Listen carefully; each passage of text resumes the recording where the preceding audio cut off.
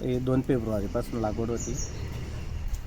आता ऑगस्ट महिन्यापासून चालूच आहे त्याची काढणी चालूच आहे. हां. काय भाव चालू आहे पपईला सर आता 11-12 पर्यंत चालू. आता? आणि ऑगस्ट महिन्यामध्ये काय होतं?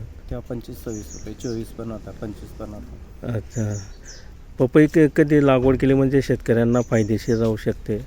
12 महिने चालणारं पीक आहे दादा ते. हां.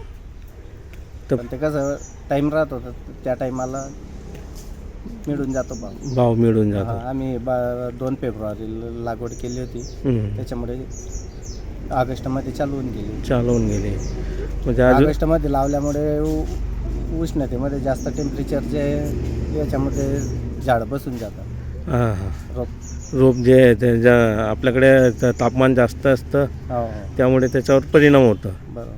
बरोबर. पपई काय भाव मिळतं म्हणजे तेव्हा शेतकऱ्यांना परवडतं?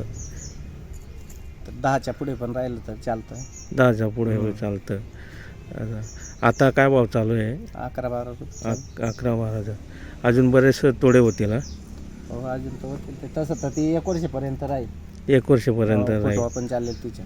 अच्छा. या जे फळ आहे ते जास्त दिसतं त्याच्यामुळे बरेच झाडं जे आहेत पडून गेले हां थोडासा वारा कधी आला त्याच्यामध्ये पडून जातं. पडून जात आहे.